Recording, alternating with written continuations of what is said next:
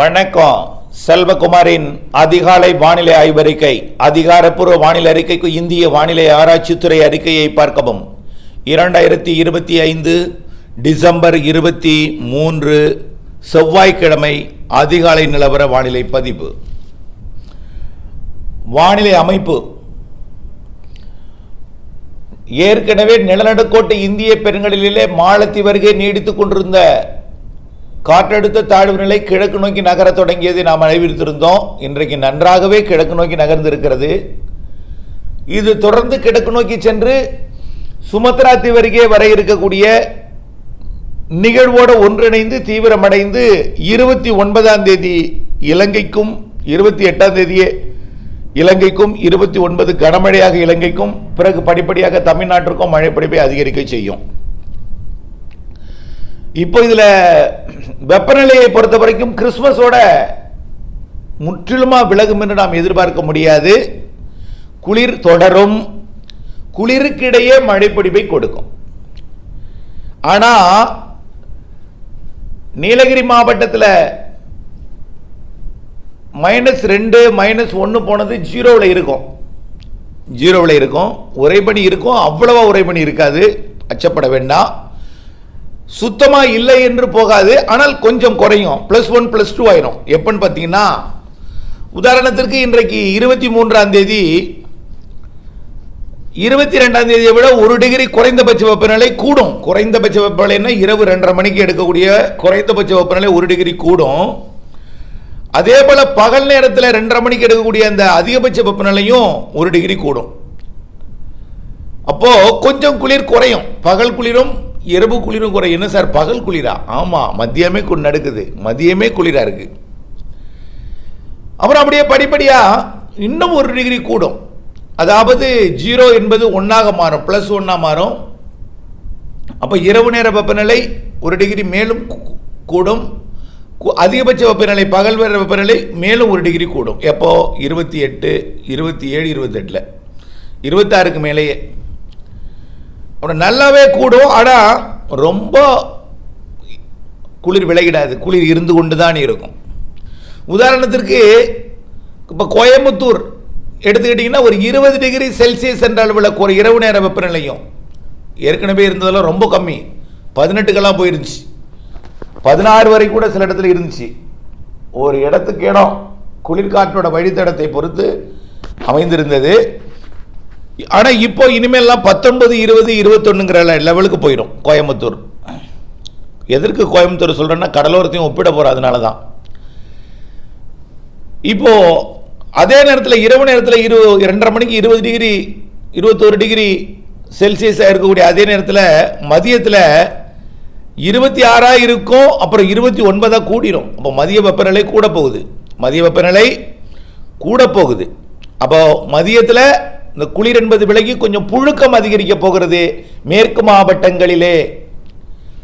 சரி, அப்போ கடலோரம் எப்படி இருக்கும் அப்படின்னு பார்த்தீங்கன்னா,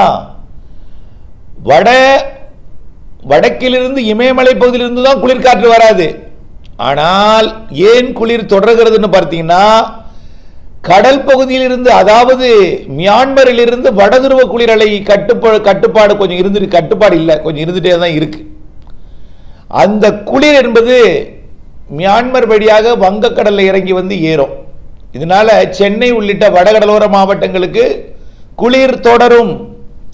இதில் பார்த்தீங்கன்னா கோயம்புத்தூருக்கு தான் எப்போதும் டெம்பரேச்சர் கம்மியாக இருக்கும்பாங்க. ஆனால் இப்போ வரக்கூடிய இந்த மாத இறுதி நாட்களில் கடலோரம் தான் குறைவாக இருக்கும். உதாரணத்திற்கு கோயம்புத்தூருக்கு ஒரு பகல் மத்தியானம் 2:30 மணிக்கு 28, 29 இருந்துச்சுன்னா கடலோரத்தில் 26 தான் இருக்கும். நல்லா பார்த்துங்க, எவ்வளோ 3 டிகிரி வித்தியாசம் ஏற்பட போகுது.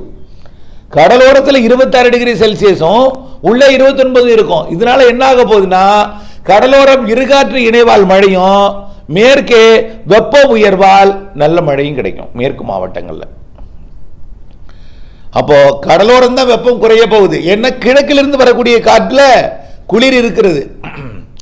உதாரணத்திற்கு சிங்கப்பூர் வழியாக காற்று வரக்கூடிய காற்று முற்றிலுமான குளிர் வெப்ப நீராவி. மலேசியாவின் தெற்கு பகுதி வழியாக வரக்கூடிய காற்று முற்றிலுமாக வெப்ப நீராவி. அது பசிபிக் பெருங்கடலிருந்து வரும். மலேசியாவின் வடக்கு பகுதி கொஞ்சம் இந்த வியட்நாமில் இருந்து வரும். இன்னும் கொஞ்சம் வடக்கு தாய்லாந்து வழியாக வரக்கூடிய காற்று இன்னும் கொஞ்சம் குளிர்ந்து இருக்கும். அப்படியே மியான்மர் தாய்லாந்து வழியாக வர முற்றிலுமாக தாய்லாந்து நன்றாக குளிராக இருக்கும். அதனால தான் சென்னை, நெல்லூர், திருப்பத்தூர், வேலூர், ராணிப்பேட்டை இந்த மாவட்டங்களுக்குள்ள குளிர் அதிகமாகவே தான் இருக்கும் இந்த மாத இறுதியில். இருந்தாலும் அந்த நிகழ்வு நெருங்க நெருங்க ஊடுருவ அது மழைப்பொழிவை ஏற்படுத்தும். மழை இலங்கையில் மழைப்பொழிவு தொடங்கும் நாள், அதாவது தமிழ்நாட்டுக்கே கொஞ்சம் கொஞ்சமாக மேக உற்பத்தியை ஏற்படுத்தும் அப்படின்னு சொன்னோம். வானிலை ஆய்வு நிறுவனம் கூட மழைன்னு சொல்லியிருப்பாங்க 26ஆம் தேதி. மழை அல்லது மேகமூட்டம் ஆங்காங்கே தூறலாம். மேகமூட்டம் அதிகாரப்பூர்வ வானிலை அறிக்கைக்கும் இந்திய வானிலை ஆராய்ச்சித்துறை அறிக்கையை பார்க்கவும். அதாவது 26ஆம் தேதி மேகமூட்டங்கள் வரும். கிறிஸ்துமஸ் அன்னைக்கு அடுத்த நாள் கிறிஸ்துமஸ் அன்னைக்கே மேகமூட்டம் வரும். ஆங்காங்கே தூறல் இருக்கும். ஆங்காங்கே தான், ஒரு சில இடங்கள்ல தான், பெருசா பரவலா இருக்காது. அறவே மேகமே இல்லாம மழை மேகமே இல்லாம இருப்பது கிறிஸ்துமஸ்க்கு அப்புறம் மழை மேகங்கள் உருவாகும். உள்ளே மழை மேகங்கள் இருக்காது. தெளிவான வானிலையும் கொஞ்சம் மழை மேகங்கள் குறைவாக இருக்கும். கடலோரத்தில் நல்ல மழை மேகம் உருவாகி தூறல் கொடுக்கும். இது 27, 28 கூடுதல் மழை மேகங்கள் உருவாகும். இதில் 28 இலங்கையில் மழைப்பொழிவை தொடக்கம். 29 கனமழை பொழிவு இலங்கைக்கு. இலங்கையிலையும் குறிப்பாக கிழக்கு கரையோரம் மிக கனமழை பொழிவு இருக்கு. கிழக்கு கரையோரம் ஒட்டுமொத்தம் யாழ்ப்பாணத்திலிருந்து அம்மந்தோட்டா வரைக்கும், வடக்கு முனையிலிருந்து தெற்கு முனை, அதில் கிழக்கு பகுதி, அதில் பாதிக்கு கிழக்கு, அனுராதபுரத்துக்கு கிழக்கு, அதாவது அம்பாறை, கல்முனை மற்றும் திரிகோணமலை, முல்லைத்தீவு போன்ற பகுதிகளுக்கு நல்ல மழைப்பொழிவை வரக்கூடிய 29, 30, 31 இந்த மாத இறுதி நாட்களில் கொடுக்க போகுது. அதே நேரத்தில் டெல்டா மாவட்டங்கள், தென் மாவட்ட மேற்கு தொடர்ச்சி மலை, மேற்கு மாவட்டங்களுக்கும் மழை இருக்கும். மேற்கு மாவட்டங்களுக்கு மழைனா 30, 31. சார் அப்போ 1ஆம் தேதி என்னாச்சு? அதுவே தொடர்ந்து உள்ளே வந்து நல்ல மழைப்பொழிவை மேற்கு நோக்கி நகர்ந்து கொடுக்கும், அல்லது மேற்கு தொடர்ச்சி மலைப்பகுதியில் வந்து செயலிழந்து கொடுக்கும். எது எப்படியோ மழைப்பொழிவு அனைத்து மாவட்டங்களுக்கும் ஜனவரி 6ஆம் தேதி வரை இருக்கு. 5ஆம் தேதி 4ஆம் தேதி எதிர்பார்த்திருந்தோம். 6ஆம் தேதி வரை இருக்கு. 6ஆம் தேதி வரை இருக்கு. பொறுத்திருங்கள். இவையெல்லாம் நம்முடைய துல்லியமாக வரக்கூடிய நாட்களில் இந்த டிசம்பர் மாத இறுதி 3 நாள் மழைப்பொழிவை பொறுத்த வரைக்கும் டெல்டா மாவட்டங்கள், தென் மாவட்டங்கள், அப்ப எல்லாம் நிகழ்வு இலங்கைக்கு தான் நெருங்கிட்டு இருக்கோம். அப்ப எல்லாம் இலங்கைக்கே தொடாது. இலங்கைக்கு அப்பால் இருந்து கொண்டு தான் இங்க மழைப்பொழிவை தொடக்கி இருக்கோம். அப்போ 29 இலங்கைக்கு மழை, 30, 31 இலங்கைக்கு மிக மழை. அப்பெல்லாம் இலங்கைக்கு கிடைக்கதான் நிகழ்வு இருக்கும். கொஞ்சம் கொஞ்சமா கிழக்கிலிருந்து மேற்கு நோக்கி வர மழைப்பொழிவு தமிழ்நாட்டில் கூடும். அப்போ ஜனவரி முதல் வாரம் தான் தமிழ்நாட்டுக்கு நல்ல மழை. ஆக 29 தொடங்கும். தூறல், சாரல், நனைக்கும் மழையெல்லாம் தொடங்கும். 30, 31 மிதமான முதல் சற்று கனமழை டெல்டா மற்றும் தென் மாவட்ட மேற்கு தொடர்ச்சி மலை மற்றும் உள் மாவட்டம். சார் அப்புறம் என்னாச்சு சார்? வடகடலோரம் சென்னை, திருவள்ளூர் மற்றும் திருப்பத்தூர், வேலூர், ராணிப்பேட்டை, கிருஷ்ணகிரி அப்படி கேட்கலாம். இந்த நிகழ்வு இலங்கையில் இருந்து கொண்டு மழைப்பொழிவை கொடுத்து கொண்டிருக்கிறத அறிவித்துட்டு இருக்கேன். இது நெருங்கி வந்து கடந்து போகும்போது தான் அப்படியே சென்னைக்கெல்லாம் எட்டும்.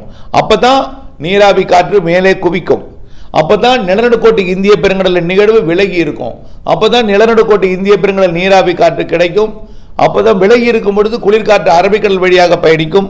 இவையெல்லாம் சாதக செட்டிங் ஜனவரி முதல் வாரம் 6ஆம் தேதி வரைக்கும் இருக்கு. ஆகவே ஜனவரி 6ஆம் தேதி வரைக்கும், முதல் 1ஆம் தேதியிலிருந்து 6ஆம் தேதி வரைக்கும் தான் தமிழ்நாட்டில் பரவலான மழை. கிருஷ்ணகிரி, தருமபுரி உட்பட, திருப்பத்தூர், வேலூர் உட்பட, திருவள்ளூர் வரைக்கும். அதே போல தெற்கு ஆந்திரா, தெற்கு கர்நாடகா, கேரளா மற்றும் ஒட்டுமொத்த தமிழ்நாட்டுக்கும் நல்ல மழை இருக்கு. இதுல அதிக மழை நம்பர் 1 இடத்தை பிடிப்பது இலங்கை. இலங்கையிலையும் கிழக்கு கரை நிறைய மழை இருக்கிறது. அடுத்த இடத்தை பிடிப்பது தமிழ்நாட்டின் டெல்டா மாவட்டங்கள், தென் மாவட்டங்களுக்கும் தென் மாவட்ட மேற்கு தொடர்ச்சி மலை நம்பர் 1 இடத்தை பிடிக்கும். தென் மாவட்டங்களிலேயே தென் மாவட்ட மேற்கு தொடர்ச்சி மலை மட்டுமல்ல, ஈரோடு, நீலகிரி, கோயம்புத்தூர், திருப்பூர் மற்றும் அதுலேயும் வால்பாறைக்கும் கன்னியாகுமரி இடத்துல நல்ல மழை இருக்கும். உடுமலைப்பேட்டை தெற்கு, பொள்ளாச்சி தெற்கு, பழனி மற்றும் திண்டுக்கல் மாவட்டத்தோட கொடைக்கானல் மலைப்பகுதி, திண்டுக்கல் மாவட்டத்தோட தெற்கு பகுதி, தேனி, மதுரை இந்த பகுதியில் நல்ல மழைப்பொழிவை கொடுக்கும். விருதுநகர் மாவட்டத்தோட மேற்கு பகுதி, திருநெல்வேலி, தென்காசி மாவட்ட பகுதி, நாலுமுக்கு, ஊத்துப்பூண்டு, காக்காட்சி போன்ற பகுதிகள் மற்றும் இதெல்லாம் 31ஆம் தேதி சொல்லிட்டு இருக்கேன். 30, 31, 29 இலங்கைக்கு பெய்யும் பொழுது இங்கே நனைக்கும் மழை, தூறல் மழை. அதுக்கு முன்னாடியே தூறல்லாம் இருக்கும். 26ஆம் தேதியிலிருந்து தூறல்லாம் இருக்கும். ஆனால் பெருசாக இருக்காது. அதில் பரவலான தூறல் மழை, நனைக்கும் மழை, லேசான மழையெல்லாம் 29 பரவலாக இருக்கும். அது 30-31 கனமழை வாய்ப்பு இருக்குது. இலங்கைக்கு மிக கனமழை பொழிவு இருக்குது. அந்த நிகழ்வே அப்படியே நெருங்கி வந்து 6ஆம் தேதி வரை அனைத்து மாவட்டங்களுக்கும் மழைப்பொழிவை கொடுக்கும். இந்த வானிலை அறிக்கை எவ்வளவு மழைப்பொழிவு இருக்கும் முதல் வாரத்தில், 2வது வாரமும் நிகழ்வு உண்டுங்க. பொங்கலுக்கு அதாவது 10ஆம் தேதியிலிருந்து 25ஆம் தேதி வரை 3 நிகழ்வு இருக்குது. 2 நாள் இடைவெளி விட்டு மழைப்பொழிவை கொடுக்கும். ஆனால் அந்த நிகழ்வு பெரும்பாலும் தென் மாவட்டங்கள் மற்றும் தென் மாவட்ட மேற்கு தொடர்ச்சி மலை, டெல்டா கடலோரம், மேற்கு மாவட்டங்களோட பகுதிகளில், மேற்கு தொடர்ச்சி மலைப்பகுதிகளில் கண்டிப்பாக இருக்கும். ஜனவரி மழை டிசம்பரை விட கூடுதல் இருக்குது. ஜனவரி நம்ம டிசம்பரில் இடையில் வந்த சிறு நிகழ்வுகள் ஏற முடியாமல் குளிரை கொண்டு வந்தது. ஆனால் ஜனவரி நிகழ்வு அப்படி அல்ல, குளிரை கொடுத்தாலும் மழைப்பொழிவையும் இடையிடையே கொடுக்கும் என்பதுதான் நம்முடைய வானிலை ஆய்வறிக்கை.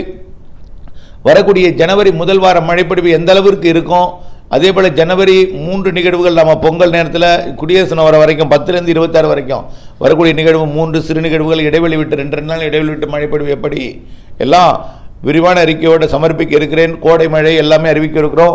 தொடர்ந்து வானிலை அப்டேட்ஸோடு இணைந்திருந்து அறிந்து புரிந்து பயன்பெற அன்போடு கேட்டுக்கொள்கிறேன். நன்றி.